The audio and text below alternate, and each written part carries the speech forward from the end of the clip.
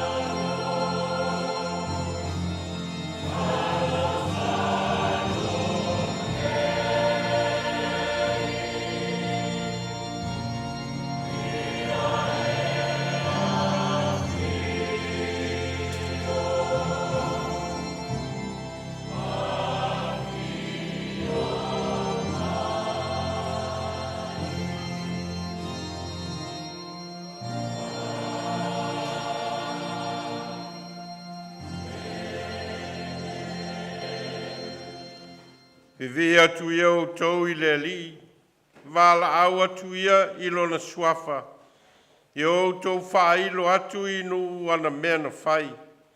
Ia pepese o tau I a te ia o tau whaipe senga I a te ia, tala tala atu ia o tau I ona wavenga umalawa.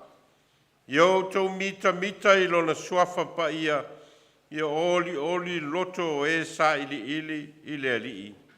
Ia o tātou tālo. O le vi inga malwhanetanga, o le wha manu e o foina atu e o tangata whātua tua, o a mātou poto mai ai I le nei tae au. Ai vai male ato atoa le tangata I o luma, o mātou te tālo a nganga pa iai a fio mai, e te tautoa lua ina la mātou tāpua inga nei, ia whaia I le nganga ma le whamaoni. Ai o lava o se vi inga I lau a fio oe o le atua le tama le alo ma le nganga pa ia. Amene. Pese se lau ma le lua tātou te vivi ai.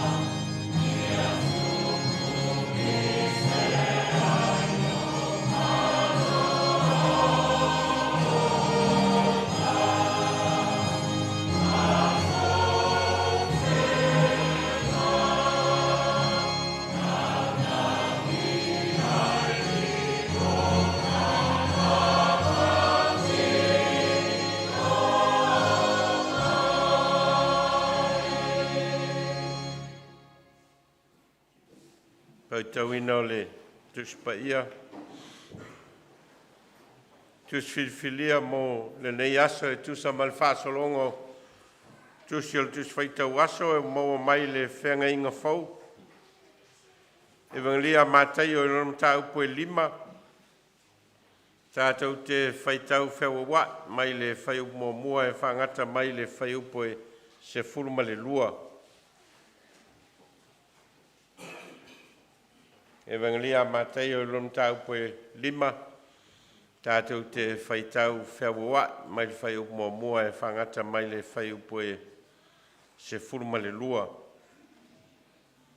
Ua sisila atu ia le motu o tangata o na maliwa e lea o ia i le maunga. Ua nofo ai i lalo o na o mai ai lea o na so ia te ia.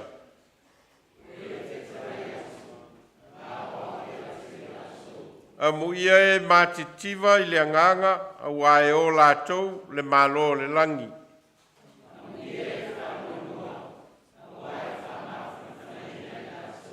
A muia e anga malu, a wae whai mō lātou tofi le nu.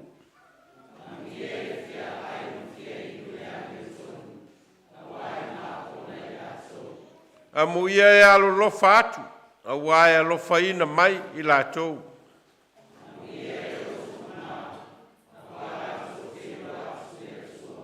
A muia e whātupu ina le file mu, a wae ta ua i lātou o atali o le atua.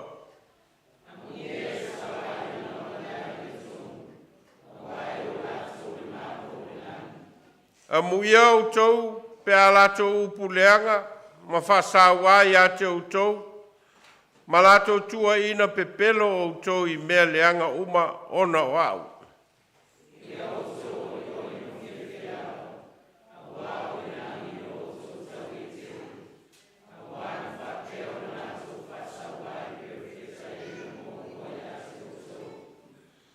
Manua mai le nganga le tua le tātou whaitau ma whalongolonga ia nā whionga ia tū maua ti a te ia lona vi inga nei se ia o le whāwavau lava. Āmene. Walu sumaltasi le pese tātou toi vi ai.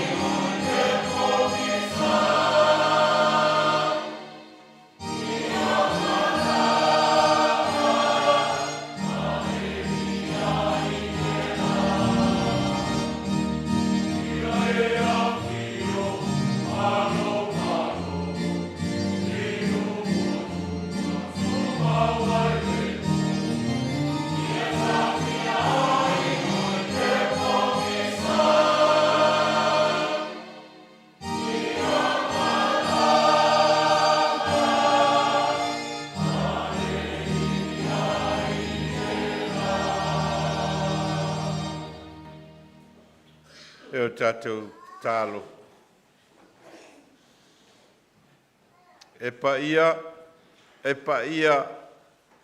pa ia lava laua fio le atua o le na whaia le langi ma le laulangi ma mea o tumu ai. O wā o laua fio lava o le mātai sau o mea uma. O ena e whaia le langi ma le laulangi ma e whaia foi le tangata i lou lava whātusa pa ia. Ma ua e manava mai le manava ola. Ma ua vea ai le tangata e wheso ta i pea malaua fio. O le mafuanga foi leo o mātou uru fale mai ai lou malu i le nei tae au. Te o mātou mafuta ma oe lo mātou atua. Na se o mātou whaafo i le viinga ma le whane tanga i te tau ai. Ono o lou alofa ma lou whamaoni mo i mātou. A wā le vai aso ua mawai, ma ona whaiva, ma ona tiute, o lo mātou uru whafo, ma lo mātou uru whale. O le whaaonga ina o mātou wola e ngaru lue ma tautua ma au auna. Ma le whaaonga ina o tā leni ma mea lofa ua e fua ina mai mo i mātou. Mātou te tautua i lau fio i so seala ua e fo ina mai, ma e ta tala ina mai e whao ngā i ai o mātou ola. A leo o mātou uru whale mai i lou malu. O le nganga o le vi inga, ma le whane tanga i mātou o lau whanau i lau fio. O wāwale ai se tala vale whalongo ina i mātou, pe whapopole vale ina foi o mātou Lotu ma o mātou nganga.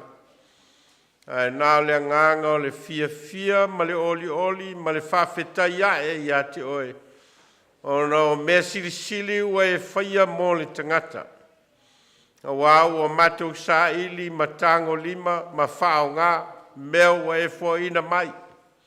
O mātou ngā lulue, ma ua e whaatino ina, lo alofa tū noa mo i mātou.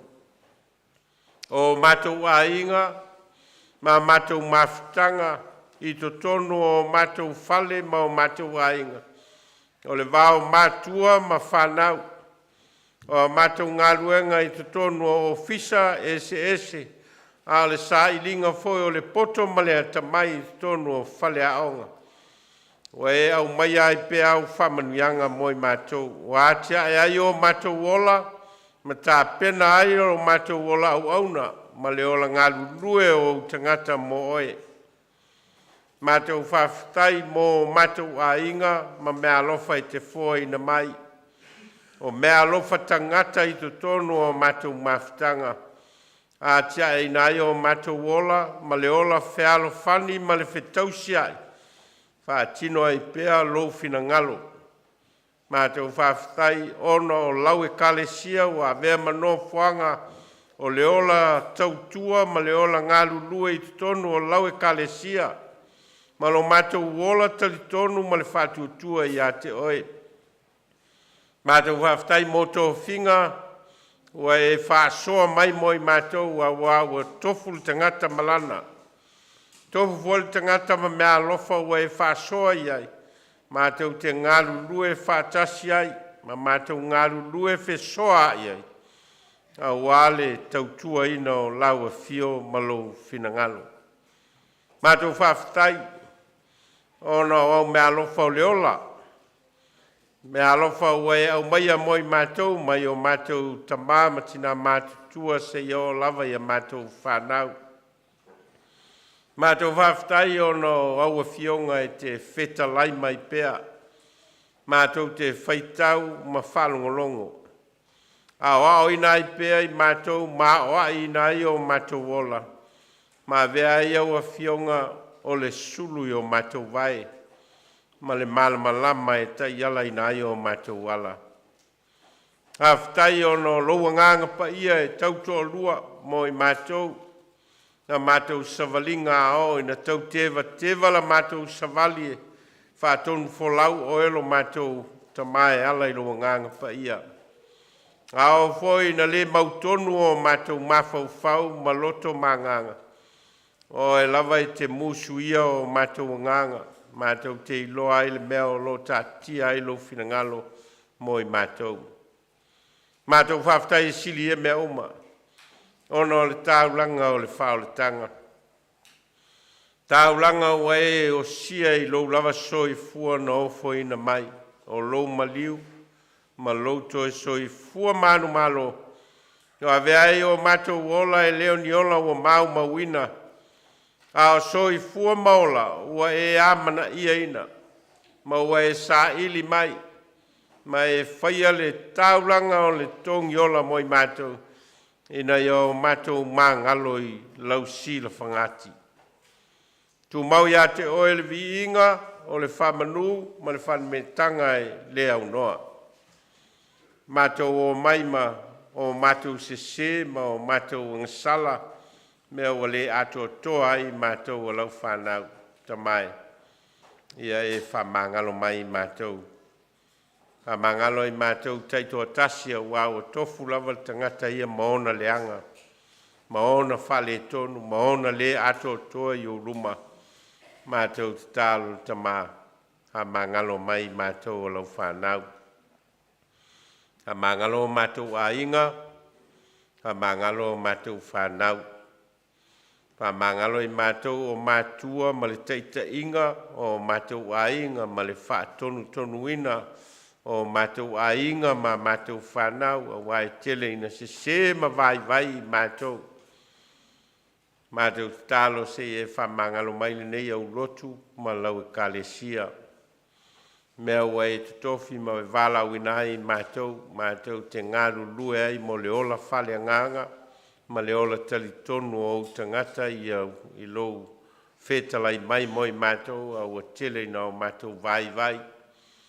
Mātou watu i o luma tamai se e whamangalo mai mātou o lau e kalesia. Whamangalo mātou ola Vailaau ina. Malo mātou ola ngaru lue ma le ola tautua ua le au le mea te whinangalo ai. O mātou tālo se e whamalo si au mai moi mātou. Mai au mai le whatua tua ma le whamoe o lo mātou ola ngaru lue. Ina ia vea ma taulanga osi mo oe lo mātou tamā. A vea le maliu o Iesu Keriso lo mātou ali whaolai. E te alofa ina ai i mātou ma e whamangalo i mātou o lau whanau. Mātou te tālo tu ina atu le nei au Lotu i au luma. Lo mātou o mai poto i mātou o tangata o talitonu ma whātua tua i ate oe ma lo alofa tu noa o whaalia mo le tangata angasala. Mātou o mai whātasia i ofo atu la mātou tāulanga i lau a whio e ala i lau e kalesia. Le ola ngālu lue ma le ola tautua, ma le ola ofo i nātu o ou tangata mo oe, te i e whaalo loto ina mai, lo mātou talitonu i a te oe ma lo alofa tū noa. Mātou te tālo mo i tū tino ese o lau e kalesia o lo ngālu lue, ma o foi na tuai lo mātou telitonunga ia te o mea ia o e whaatonu inai mātou te whaia, mātou te tālo, ia e whaaloto te tele inai mātou. Mātou te tālo, mo mātou ta mama tina mātutu o lau e kalesia. O e ua whata otolia i tono a inga po maota ngase. Mātou tālo i a lango maluina o lātou tautonga. I loa lofa malo wangalelei mo i mātou. Mātou tālo mo e o lo mama. E na ia iai au whamalolonga. Mātou tālo whapitoa i le nei tae au mo lau au auna o le tamao le pūlenga. A o whata o toli ai o i e tutono ai o ngase mātou te tālo mo au whamalolonga. E le ngata o le tino a o le mawhauwhau maleanganga. Sauniga ai pea i mātou, i lo mātou mauti noa e le ngata I mea o le ola nei, mea mātou te wha moe moe ai, ia te oe lo mātou li whaola. Awa e Sauniga mea sili moi mātou I lo malo e whavavau. Mātou te talo mō le nei atunu o New Zealand o mātou no nofo ai, ma atia e ai, ma mātou ngā lulue ai, ma au au na ai, ma vea ma nofo anga o lau e kalesia mātou te talo ia e whamanuia mai. I le nei atunu ma ana whainga malo, o ana au au nanga ese I lea matata, ma lea matata mātou te talo mo au whamanuianga. Mātou mana tua foi sa moa o lo mātou atunu. O na whainga malo, ma le mauti noa o lo iai le nei vai tau mātou te talo. Ia maua le wha maanga loa. Ia maua foi lo latou mauti noa lo latou wola vala wina. Ina ia vea I latou maala o le ami o tonu. Ngā lulua ei mo le leila u tele o tangata. Le lalo langi maona vevesi, maona tōtunga, mātou te talo ia lo file mu. Te taimi mātou whalongolongo e whita laila ua fio, ia veala fola mātou te langona I nā ilo whita lai mai. Ina ia teita ina o mātou wola, teita ina ilo mātou mauti noa, malo mātou whātua ia te oe.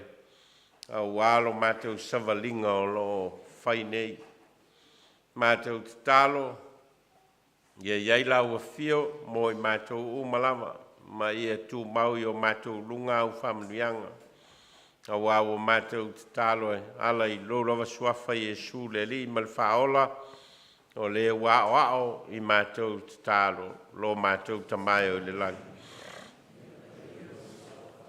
Ia o, mai lo malo, whaia lo finangalo I le langi e peo no whaia I le langi. Fo ai mai a te mātou le aso nei a mātou mea ai e te tau ma le aso. Ia e whamangalo I a te mātou I a mātou ngsala.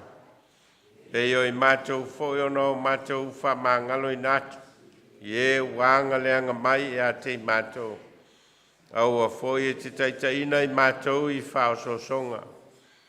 Ia I mātou ai le leo. O wae o le malo ma le mana. A toa malevi inga e whawavau rau. Amen. Lua salau tolu sifuru male lima li pese tātou tutoi vi ai.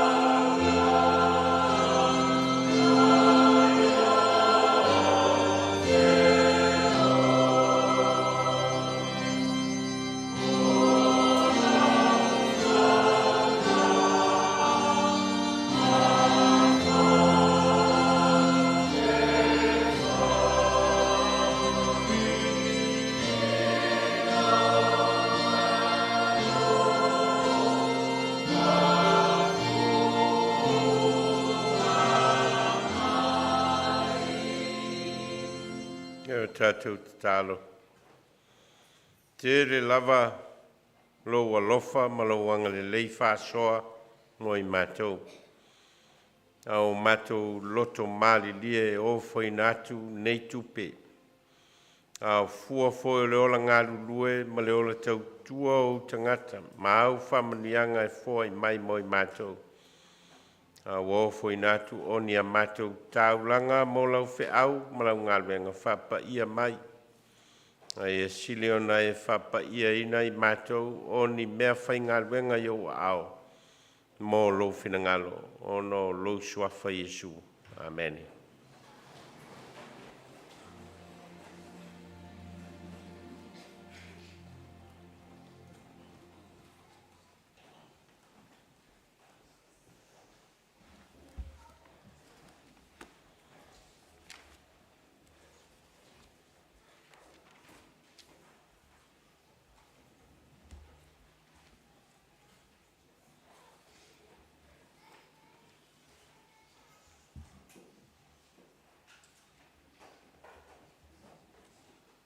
Keu tātou tālo. Ia mā lie upo lo ngutu ma mawhauwhaunga o mātou roto i lau whaafafonga lo mātou atua. O lo mātou papa malena te tongi o laina i mātou. Ameni.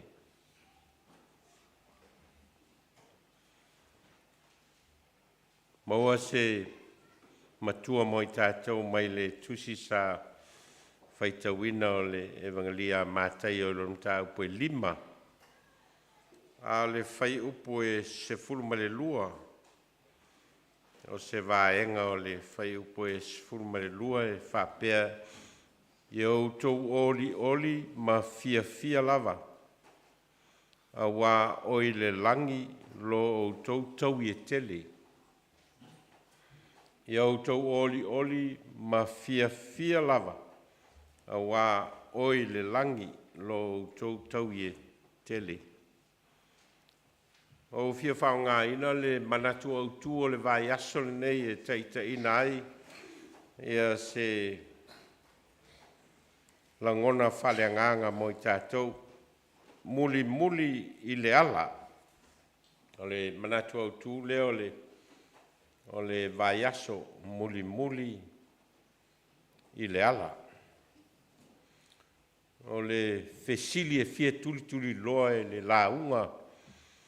O le ala lea e whai mai le manatu au tu o le vai aso e tatau ona tātou muli ai. O le ala, what is the way? O fea le mea lea o lo manatu au tu e taita ina ai, mawhauwhaunga, maloto manganga o tangata i le nei vai aso. Pe a whai o le wha moe lea o le manatu o tu ina ia muli le ala. O le ala. Ha whiona tātou i loa le ala. Ai se a foi ala ai ona muli le ala lea o lo tau mo whai le manatu o tu e au mai. A whaia e whao ngā ina upu o le matua e whai matali o le fesili lea o le ala. Ia ona fōringa mai lea whai mai le matua i autou oli ma fia lava a wā oi le langi lo autou tau i e tele. Fōringa mai la le ala lea. O le ala lea o lo tau ma whai le manatu au tu e mai o le ala i le oli. O le ala i le fia, o le ala i le langi, o le ala i tau e tele o lo whaatali mai i le lumana. I o tau oli ma fia lava o wā o i le langi lo tau e tele.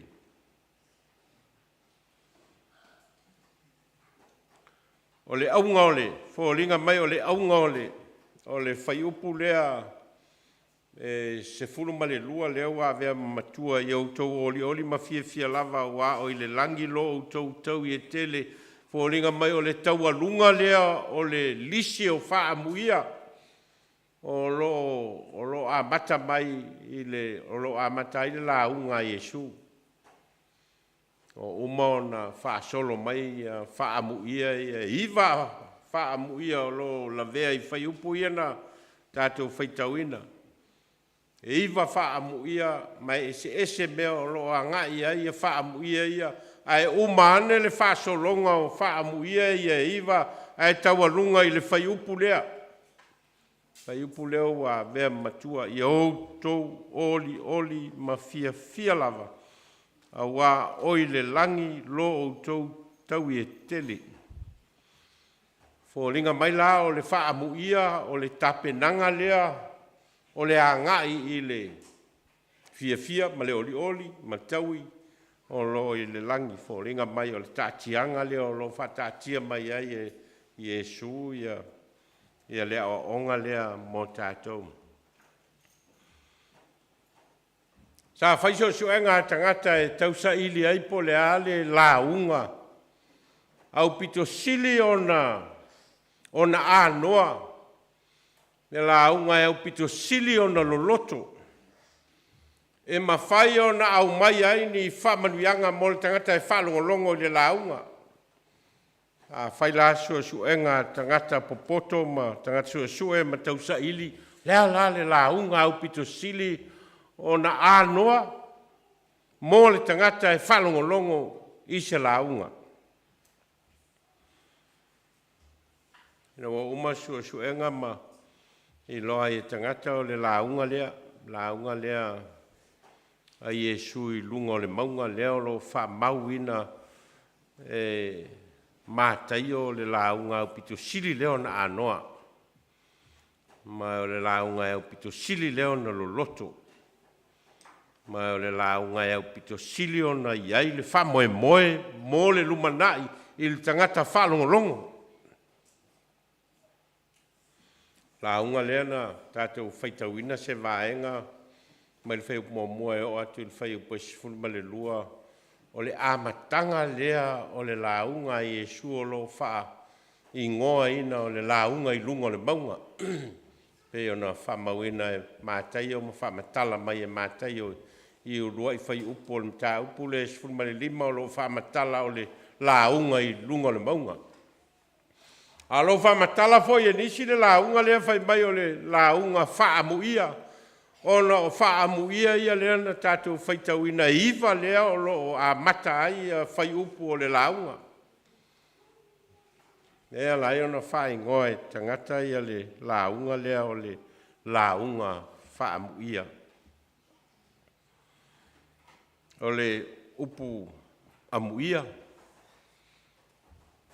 O lo wha Samoa ina ia le upu wha Peritania o le blessed. Mai o le upu blessed o lo wha tatau i le fia ma le oli. O lo wha tatau i wha manuianga e mawhai ona maua e le tangata. Nei a matai foi le salamo mua. A muia le tangata i le savali filfilinga e a mioleanga. O lo whao ngā i le upu leo le a muia. Ma o lo whata tau la le upu leo o le a muia i whamanuianga o le fia ma le oli e mawhai ona maua le tangata. Ma o le palasi tonu iai ia le whai upu leo a vea ma matua. Ia outou oli ma fia lava.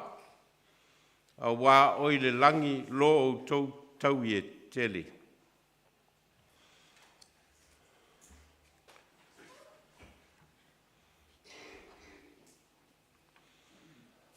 Fōringa mai a tātou whamatala ina le ia le whaupunga leo whamanuianga e whamatala i tamau a inga ma le oa. E whamatala i le poto ma le atamai. E whamatala i mea vaia o lo maua e se tangata. Ia ona whamatala lea se o le tangata manuia, le tangata lea. Ona o lo whamatala i mea ia. Oa, tamau a inga, poto, atamai. o fale, ta vale, whaatoanga, me ia mawhai ona whamatala ai e le tangata, ia leisi tangata o le tangata whamanuia ina. Mai fōringa mai o le teltonunga lea i tātou i le mea tau o le whamanuianga.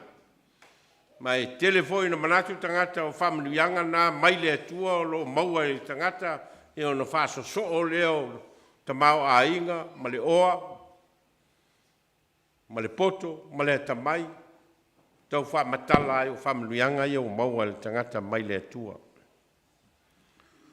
Ai fōringa mai i le whaitauina o whaiupu ia ma whaamuia ia e iwa.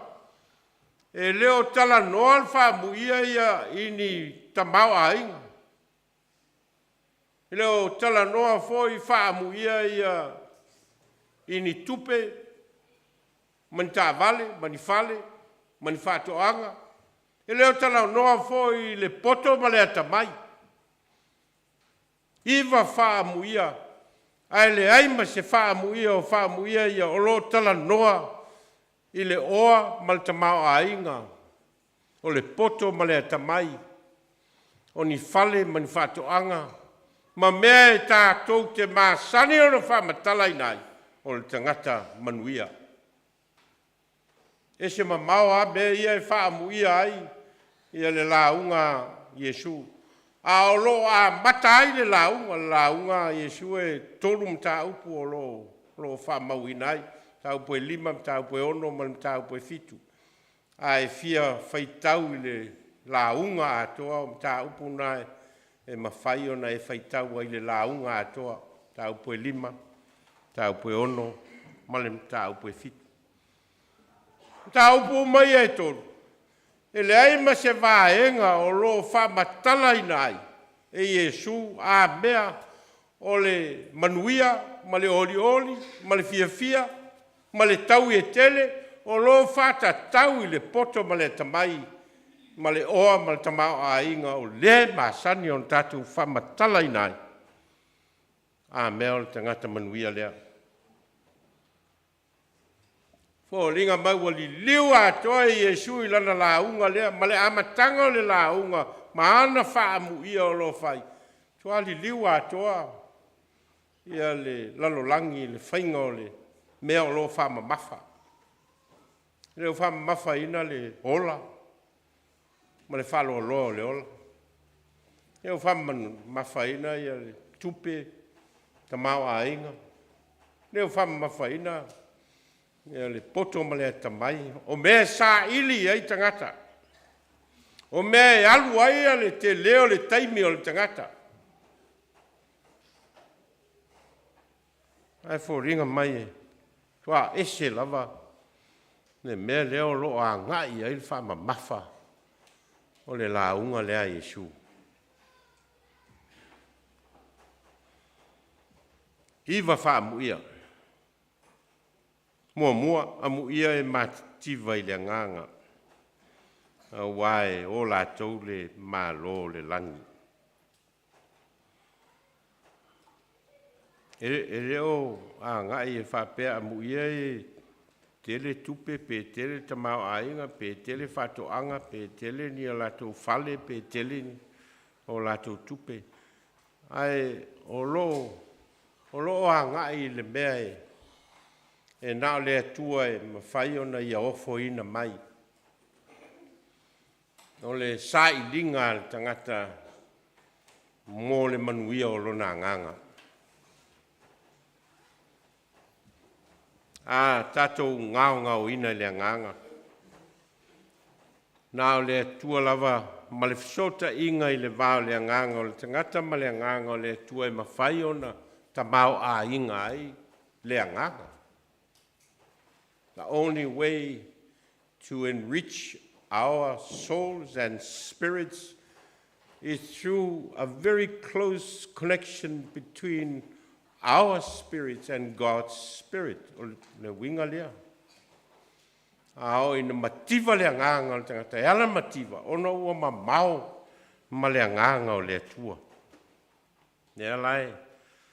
Au mai ai le whaamuia lea. Amu ia e matitiva i le anganga. Wa fai e te mativa i se mea e te saili e te mau a inga ai. Ai mativa lai le anganga. Pau leo le mea e ala ai on, te mau a inga le tangata i le anganga o le so tanga ma le atua o le ona le malo langi. That's the continuous blessing o lai ua au mai e Yesu e tatala ai lana launga o le so tanga o le tangata le ana manava i ai le atua i le manava ola ma le bea e te tau o na iu i ai a le tangata o le anganga ua nofo i le malo langi. Tātou te totoma mahasamo le tangata i lona anganga i le sotanga ma le anganga o le atua ina ia whatamau a inga ina i tātou e le ngata o le ola nei a le ola atari. Nei se sio i tātou a meo ieson tamau a inga whale anganga. Tātou te matitiva uma i le anganga. Ma o le mele alai ona tāua. Ne sa i linga lea e pe ona au mai e Yesu le wha amu ia lea. Amu ia e matitiva i le anganga wai o la tau le malo le langi. Amu ia e whanua noa wai wha mawhana ina i la tau. E whea ngai pēr le tangata ma le mawhanua noanga. Lei ma se si o tātou a mea e le aise vaenga o lona tala whasoro pito a mea le i whesa ngai ai mani whanua noanga. O se vaenga leo le soifua malanga o le tangata ola, o le whengai ma whanua noanga. Na paule me maua mai eile whamaisenga, paule me maua mai eile whamawhananga mo le tangata i loto whanua noa. Nā le atua na te mawhai o na au mai. Ao foi na moni a le whanua noa o le tangata. E moni foi lo na langona ina o le whamaisenga mai le atua. Pe ao ina saili le atua o tātou taimi whanau noa. E naua whea ngaia Maria Mareta mau la whanau noanga o no leoti o la tua ngane o la salo. O na au maile a Yesu o le whama whanwhananga sili mo la ua. O lo la whanau noanga wa iai o na ua oti lo la tua ngane. E na ua au mai e Yesu le whama whanwhananga moi la ua o na whitalai leo Yesu au nei o le toi tū ma leo la. O le whatua tua mai a te au e hui lava ina oti. Ai ola lava ia. O tangata ola uma o e whatua tua mai a te au e le oti lava e whavavau. O le whanua noa no le oti a le tala noa Yesu i lan whanwhananga ma lan whamaisenga mo teine i e tō lua i le ola whaawau. Tangata uma o e whatua tua mai a te au e le oti lava e o le whavavau. A muia nga malu a wae whai mo lātou tofi le nu. O le ola whamau runga ma le ola whasau silio o tangata. E leo ni tangata e mawhai o na whamau popoina ia se ainga, ma whamau popoina se nu, ma whamau popoina se aulotu. Po se malo. Tātou whalongolongo le vai astalu ai. E le vesi lai, vesi ai. Malo Samoa. A tono to tele o tātou, o tau muli muli ai, ma fia i loa po le al mea lai tupu. Ai ni anga malu e te whalongo i ai la fonga o tangata o lo whai.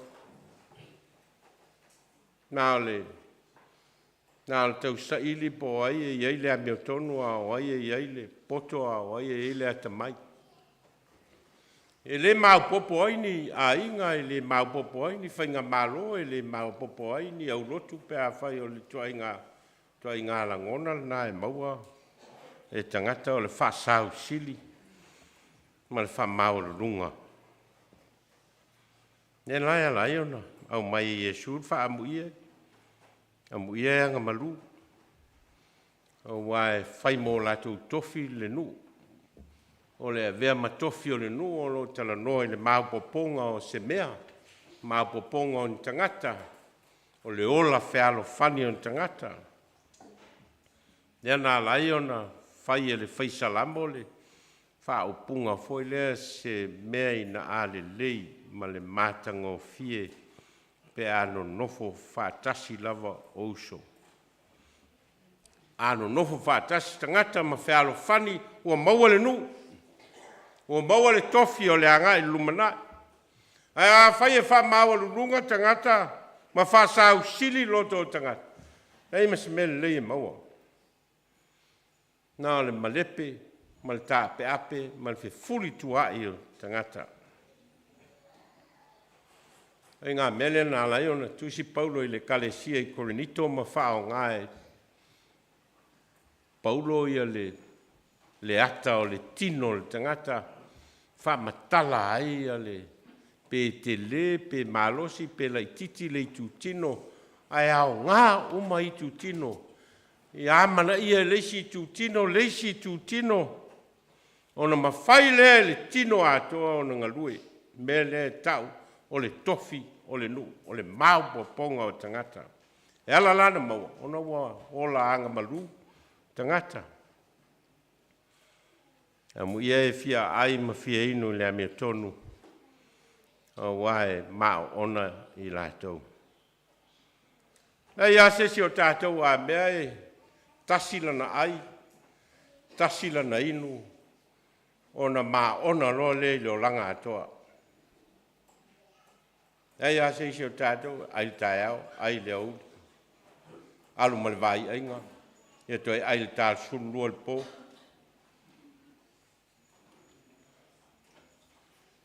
E ngā lala pēle tangata. A le laif tala Yesu, amu ia e fia ai ma fia inu, ile ami o tonu. Ile ami o tonu. A wae ma ona i lātou. Ino moli e le perfeto Mika ia rana fe au mo Israelu. Ona whapea leo le perfetanga Mika sole. Ua whaali atu e ia te oe le mele lei. Se a foi se me finangalo aile li ia te oe pea leo ia mea. Ia fai le ami o tonu, ia nau i le alofa, ma ia feo ai ma loa tua ma le loto fa maulalo. Ia fai le ami o tonu, ia nau i le alofa, ma ia feo ai ma loa tua ma le loto fa maulalo.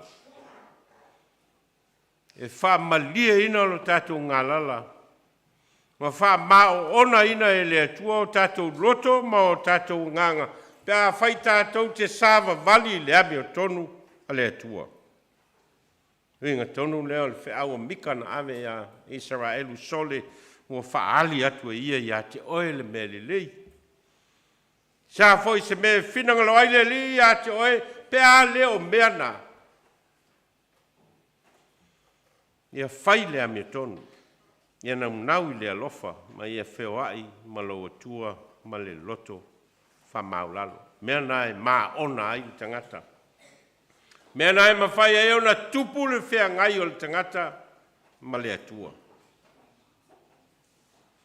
Amu ia alofa atu a wai alofa ina mai lātou. O le afuanga o le whatinonga o le mea, ta o le alofa atu mua. Ai leo le fata tali se i alofa mai, ona fto a alofa lea, e leo le formula na o le alofa, o le formula o le alofa o le fai atu mua. E le pese voi lea, a tamaiti o lea o ngā sā. Love is something that you give it away, give it away, give it away. Love is something that you give it away, because it comes right back to you. Pesirana. Oi, fai ngō fie I o le pese, fai ngō fie foi lona winga o lo o mai. Oi, o le winga mua ona alofa atu. E leo le fata li tali se I alofa ina wa alofa ina mai oi, ai fai le alofa. Ina o whamatala e Yesu I lana fata oto voi leo le Samaria anga le lei. Ina o whamatala e Yesu le mea tau o le alofa, mana whamatala ina ai ia le fata oto le Samaria anga le lei. O le nganga o le fata oto o lo momoli. O le mawhai le tangata Samaria o nā alofa le tangata ese. Maalu lo na taimi, maalu mamea na te fōa ina ia mawhai o na le lei le tangata o lewa pōpō ngā tia. That's love.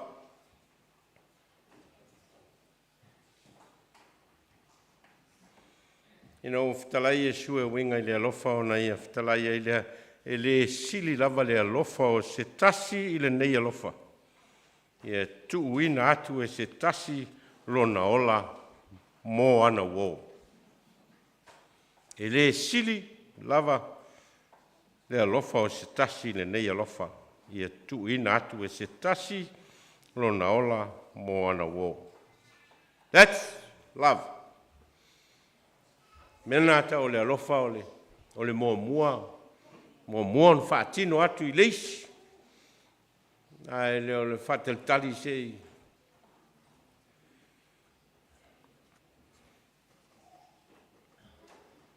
Tatou lola vai tatou a inga le to inga anganga voi lea. Whai hau le sau tatou whalavilavi. Ia, o le ofo iai.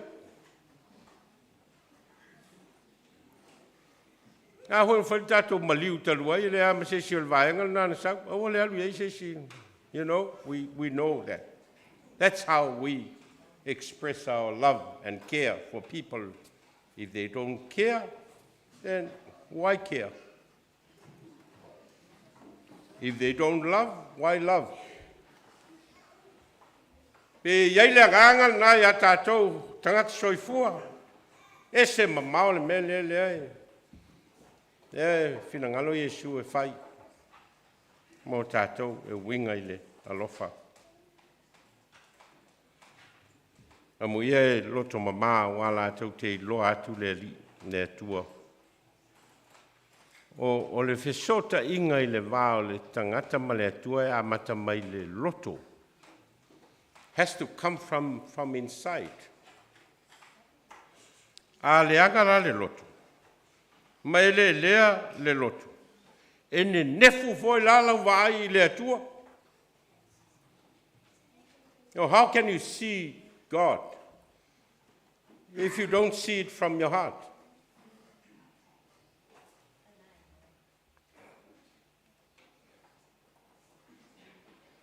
Melftelenga hole a Yesu e le leanga le tangata I le mea alu tonu. Ai leanga le tangata mai le mea lai sau I fafo. You know, what comes out of you will reflect le mea lai lo roto. Ai ngō fia ana e la ngona a mea o le loto le tangata pe a hoi tau tala mai. Whaali lol finangalo le tangata I se mea, you can easily hear what is in his or her heart. Ai ngō fia I o na pui. Le winga leo fitarenga Yesu. E leo mea ai, le tātou te aia.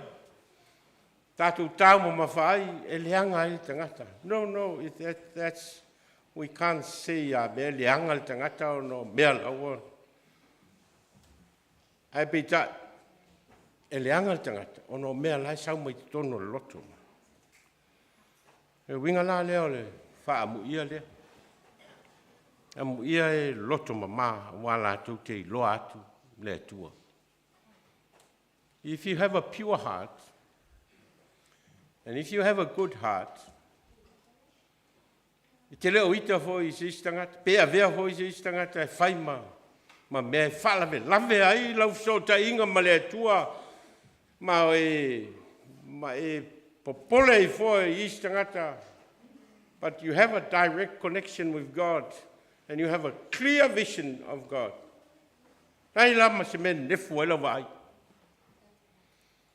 E se men nefu ai. Au tātou, e ne nefu atu I, ne nefu ane I, whai ane tala o lea, whai ane whamtalanga o lea, umane, o makapou ruri ale mea. No? Wa pongi sahala vai le tua, because ala ua tumulo roto malo nganga isi mea e le taua mo oi. Ala mai Yesu fa mal loto. Oi, fa mal loto. Ona sao leo le mea fai ai au filfilinga wa mea fo ai mai le tua ia te oi fai ai le mea te tau ona fai. A muia e fa tupu ina le file mu wa e ta ua I lātou wa tali o le tua. O le whalupenga leo Yesu o lo o le Mesia o lo whamtala ina mai le whenga inga tuai o mai lava le whenga inga fou o ia o le alii o le file mu, Prince of Peace. A o la o whamatala ina Yesu o le alo o le atua, a le whai mai a le la aunga Yesu, a mu ie whatupu ina le file mu o waita ua I lātou o atali o le atua, e whamatala la ia le atali o le atua, I le whatinonga o le file mu e tātou te whatino inai. O ia o le alo o le atua, na te whale leia le wawhea ngai ai o le tangata ma le atua. He reconciles us with God. Mana whaia le ngā ruenga o le tāu langa o le lelenga. O ma whaia ai o na awa noa I tātou I luma o le atua. Ngā ruenga la le whaia le tangata e na te tausia le file mu o le whale leinga o le wawhea ngai o tangata. Wow, whale tonu I le wāo tangata sa ili le awala e whale lei ai. Ma lia lau whalonglongo atu I le vai asorente atu nei whitaua inga lai whitaua I mai tai o malo, ma awala o lo whai ai e tai o malo, ia le tautau whinga o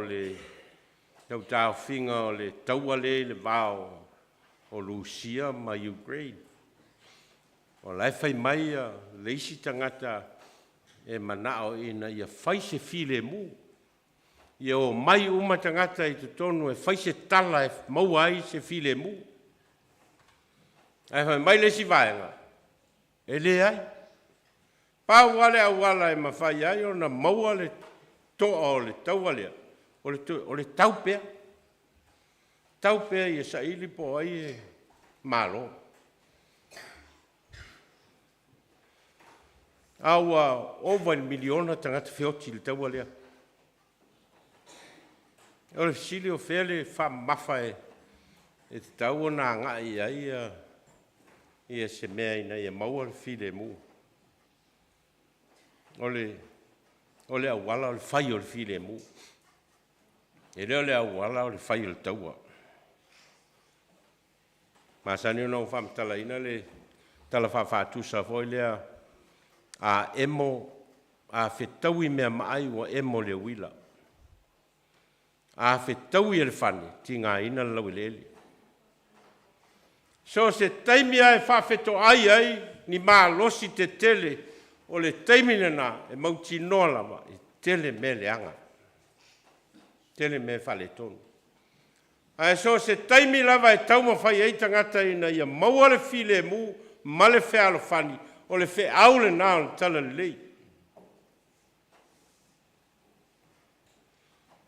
E winga tonu leo le whaamu ia le a Yesu, amu ia e wha tupu ina le file mu, a wai ta ua I lātou o a talii o le atua.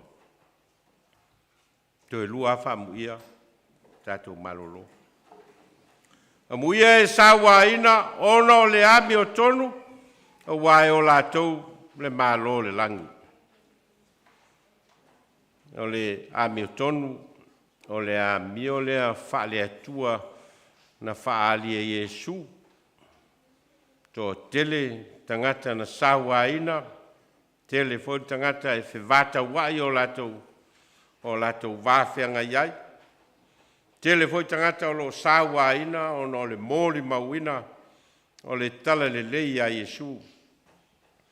Nela o lo wha amu ia ai, ia Iesu. Ono tangata o lo sawa ina, ono le ami o tonu. Le ami o tonu, o le ami o ua whaali mai Iesu, e i loa ai le atua malona lofa tūnoa. O le ami o tonu, a le atua, o le whai o le whamanga longa mo le tangata angasala. E le ina ia whaasala ina le tangata angasala, a ia whai le file mu mo le tangata o angasala. A muia o tau pe a lato upuleanga ma whasawa ia te o tau ma lato tua ina pepelo o tau i mea leanga uma ona o au. Ina o lato tua ina pepelo o tau i mea leanga uma ona o au. Pei lava o na lama tia le soi fua o Iesu Keriso. I lona momoli na mai o le wheau o le tala le lei o le mālo le atua wao mai i le lalolangi. Pei lava o na wheangai lo tātou ali. Ma le lamatia o lona soifua mai uai i na maliu i le whaasa tauroina. Pape nā fo i tātou o momoli ina le wheau o le tala le lei ai wheangai ma le sawa ina. Ono o Iesu malona finangalo. Mel fitalainga Iesu i ona so o te wina atu o tau e pei o mā moe le vao luko. Le nei au tau atama mai e pei o ngata i a fifi le mo e pei o lupe. E rei fitalai Iesu a mea whaingo fia ngā luenga tā lai o le tala le lei o le alofa tū no le atua i le lalolangi. E le whaingo fia. Nele wala yon famu ia Iesu. I tau sanga talu mai, le lua afe tau sanga to tele tangata ua mali liu, wa mau o lato soi fua, ona o le tala ina o le tala lele ia Iesu Keriso, le ala i ona fai e Iesu famu ia lea. Nisi o i lato o tau tua a, sa oe tala i le tala lele, i isi vaenga o le laulangi. Tele tangata sa moa na oe, ave le tala le lei a Iesu Keriso isi vaenga o la lolangi o mali li wai o na ngā luenga wha missionari. Mea nā lai wha i a Iesu i lana launga. Tele tono o le wha mamafa o le launga le a Iesu. Mo oe mao, o lo tā tia i upu. Nea ua whai eile matua. E o tau oli ma fia lava. A wapo a lava whai ngatā o lo whatatia i Iesu i ana wha amu ia e iwa. O le aunga lava o mea uma ia ina ia ma whai o na maua i le tangata. Whatau tua i le atua. Le oli ma le fia ma whamanuianga i tele o lo i le malo o le atua. Te o tātou tālu. Mātou whalongolongo i lau whetalai mai. I whamanuianga e le o whamanuianga le ola nei.